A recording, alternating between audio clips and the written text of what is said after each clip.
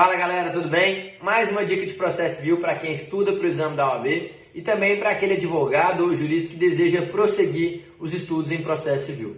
Antes de mais nada, eu queria registrar que eu sei que o momento é difícil, que a prova vem sendo adiada várias vezes, porém é necessário que continuemos estudando, pois quando a prova chegar, a gente precisa estar preparado para a gente conseguir a capacidade postulatória, beleza? Dica de hoje sobre saneamento.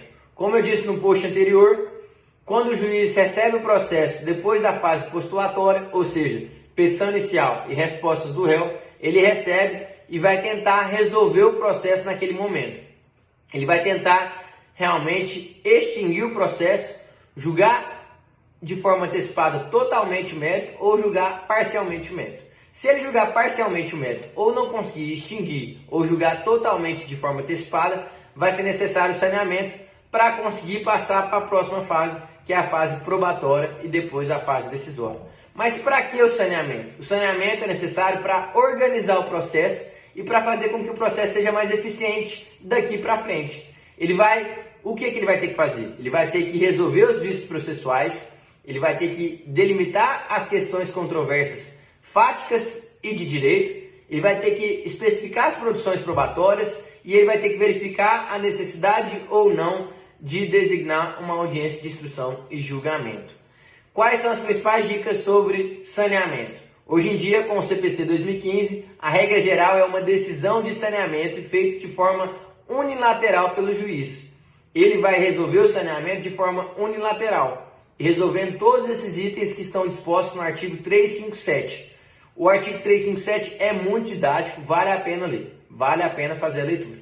Então ele vai resolver todos esses pontos, questões processuais pendentes, legitimidade, ilegitimidade, que mais que a gente pode falar em questões de vícios processuais? Capacidade postulatória, competência, tudo isso são vícios processuais.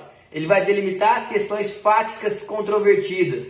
Quais são os fatos controvertidos? Já que os fatos notórios ou os fatos incontroversos não demandam produção probatória. E além disso, ele vai delimitar as questões de direito controvertidas. Controvertido aqui é o direito material, em relação ao direito dano moral, dano material, responsabilidade civil, erro não médico, enfim. Quais assuntos do direito de fundo, do direito material, são controvertidos. E por fim, ele vai designar, esse dedo aqui meu não vai, ele vai designar ou não, ele vai designar ou não a audiência de instrução e julgamento. Então, o artigo 357 traz exatamente quais são os itens que são necessários na decisão de saneamento. Principais pontos que devem ser levados em consideração e a atenção de vocês. Decisão de saneamento cabe pedido de esclarecimento no prazo de 5 dias. E além disso, cabe agravo de instrumento somente naquelas hipóteses que estão previstas no rol taxativo do 1015. Exemplo, distribuição do ônus da prova. Nesse momento do saneamento vai ser distribuído ou não o ônus da prova e cabe agravo de instrumento. Então, cabe, como regra geral, esclarecimento e em alguns casos cabe agravo de instrumento do 1015. Quando não couber agravo de instrumento, o que vai caber? Um pedido de preliminar em apelação. Beleza?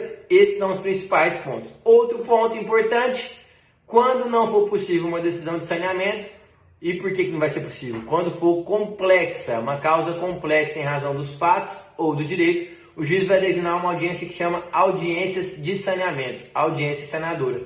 E ele vai convidar, não obrigar, ele vai convidar as partes a participarem dessa audiência de saneamento. Importante ponto, nessa audiência de saneamento você já deve levar o seu rol de testemunhas sob pena de preclusão. Outro ponto importante sobre a fase de saneamento é que é possível fazer negócio processual em relação às questões de fato e de direito que devem ser resolvidos no processo com a necessidade de homologação do juiz. Beleza? Essas são as dicas básicas para a fase de saneamento, que, como eu havia dito, é o momento de organizar o processo, limpar todos os vícios para poder produzir provas eficientes e uma decisão justa ao fim do processo.